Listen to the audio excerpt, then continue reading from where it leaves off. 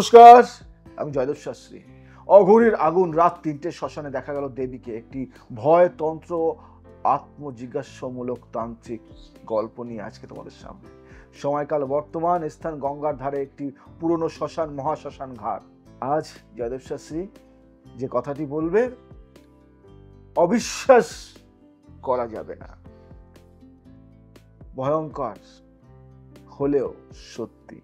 কিন্তু সেই সময় এই জায়গায় জ্বলছে আগুন, না রান্নাঘরের নয়, চিতারও নয়। সে আগুন জ্বালান এক অঘোরী। ৩ বছর ধরে ঠিক রাত ৩টেয় সে আগুন জ্বলে এবং আগুনের সামনে বসে তিনি উচ্চারণ করেন মন্ত্র, ওম ক্রিম কালিকায় নমঃ, ওং উ উ দগ দগ দগ। তবে প্রশ্ন হলো, কেন জ্বলে সেই আগুন? আর এক রাতে যখন আগুনের ভেতরে থেকে উঠলেন এক রক্ত মাংসের দেবী, তখন কি হলো?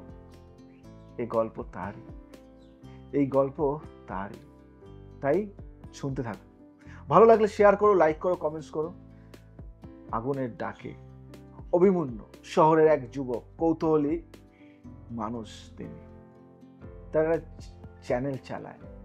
সে শোনে এক অঘোরী ভৈরবনাথ ৩ বছর ধরে প্রতিদিন রাত ৩টে শ্মশানে আগুন জ্বালিয়ে মন্ত্র পাঠ করেন। লোকমুখে শোনা যায় সেই আগুনে দেবী নামেন, কিন্তু যে দেখেছে সে আর ফেরেনি। বুঝতে পারলে?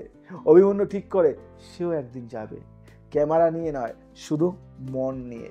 ভাবো, অঘোরীর আগমন এখানেই অঘোরীর আগমন। রাত 2:45 AM। গঙ্গার ধারে শ্মশানে দাঁড়িয়ে অভিমন্যু দেখে চারদিক নিস্তব্ধ। দূরে এক বৃদ্ধ অঘোরী আগুনের পাশে বসে রয়েছেন। তার চোখ দুটো যেন জ্বলছে, গায়ের গন্ধ যেন ধূপ, গাঁজা আর শবরের মিলিত গন্ধ।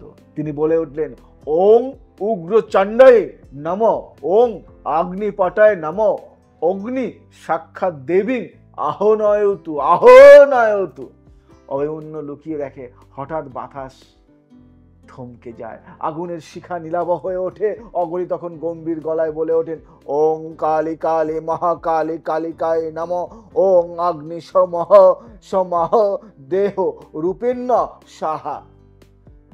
আগুনটা তখন যেন জীবন্ত হয়ে ওঠে, আগুনটা তখন যেন জীবন্ত হয়ে ওঠে। আগুন থেকে দেবী কিভাবে উঠলো, কিভাবে আসলো? আচমকা এক মুহূর্ত আগুনের শিকার ভেতর থেকে উঠে আসে নারী মূর্তি, লালাভ অঙ্গ, খোলা চুল, জিভ বের করা, হাতে খড়গ। সে চরণ রাখে আগুনের উপর, কিন্তু আগুন তাকে পোড়ায় না। অভিমন্যু কাঁপতে থাকে, মুখ দিয়ে কথা বের হয় না। তার কানে ভেসে আসে, কি ভেসে আসে? ওং হ্রিং বগলা ছিন্ন মস্তকে ফট, ওং দ্রং কালো দেবী মৃত্য মৃত্য মাংসভ জন্য সাহা। দেবীর চোখ পড়ল অভিমন্যুর দিকে। সে কাঁপতে কাঁপতে পড়ে যায় অঘোরী তাকে ধরে বলেন, তুই তান্ত্রিক না, তোর চেতনা এখনো কাঁচা, দেবী তোকে গ্রহণ করবেন না। যদি না শুদ্ধ হয় মন, যদি না শুদ্ধ হয় মন, দেবী তাকে নেয় না। আত্মসমর্পণ ও দর্শন।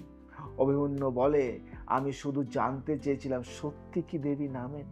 অঘোরী বলেন, দেবী সবখানেই থাকেন, দেবী সবখানেই থাকেন, কিন্তু তাকে দৃষ্টির বদলে হৃদয়ে আনতে হয়। তারপর তাকে দিয়ে করানো হয় একটি মন্ত্র পাঠ।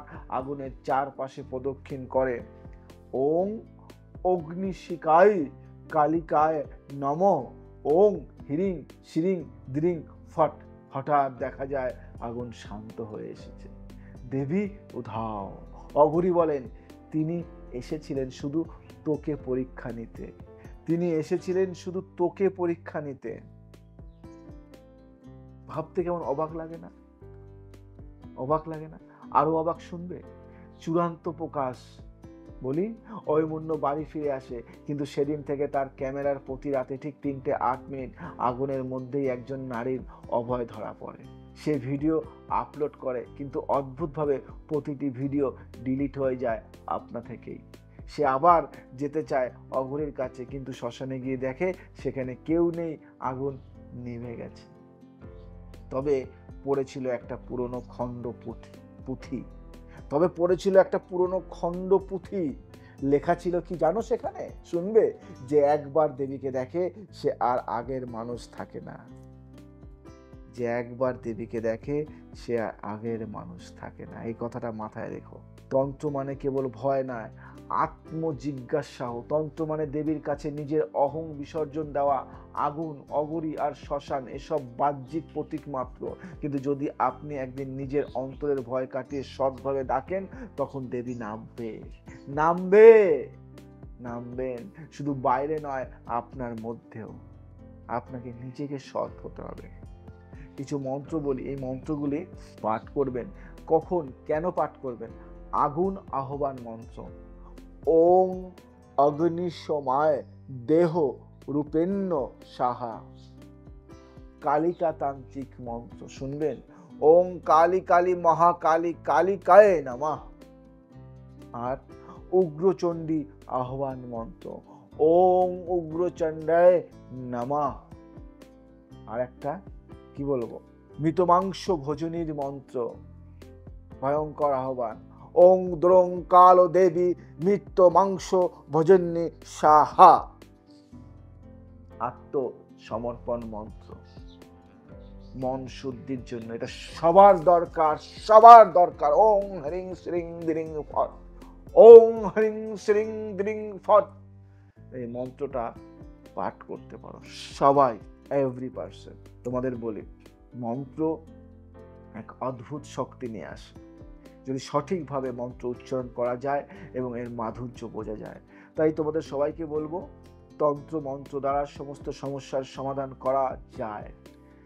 যদি মনে করছো যে অনেক অসুবিধার মধ্যে আছো, অনেক কিছু করেও তার নিস্তার পাওনি, সমস্যার সমাধান করা যায়নি, আমি তোমাদেরকে বলবো যে আমি জয়দেব শাস্ত্রী, যে সমস্যার সমাধান হয়নি আজও, সেই সমস্যার সমাধান হবে আজই। Contact me. তন্ত্রর খেলা দেখতে হলে যোগাযোগ করতে হবে এখানে। আর তন্ত্র শিখতে হলে, তন্ত্রে তোমার নাম যশ খ্যাতি বাড়ানোর জন্য, বা তুমি তান্ত্রিক হিসাবে প্রতিষ্ঠিত হওয়ার জন্য, বা তুমি তন্ত্র শিখে নিজেকে প্রতিষ্ঠা পাওয়ার জন্য, করার জন্য যোগাযোগ করো আমার তান্ত্রিক টোলে। আমি শেখাচ্ছি একজন তান্ত্রিক কিভাবে হওয়া যায় এবং একজন তান্ত্রিক কিভাবে হতে হবে। তার জন্য কন্ট্যাক্ট করো, আমি আছি তোমাদের সাথে। জ্যোতিষ, তন্ত্র, বাস্তু সমস্ত কিছু, হস্তরেখা বিচার শেখানো হয় এখানে। যোগাযোগ করো এবং যে কোনো সমস্যার সমাধান পেতে হলে আজই কন্ট্যাক্ট করো। আজ আসি, আবার আসবো নতুন কিছু নিয়ে। ভালো লাগলে শেয়ার করো, কন্ট্যাক্ট করো, সবাইকে ছড়িয়ে দাও। জয় শ্রী রাম।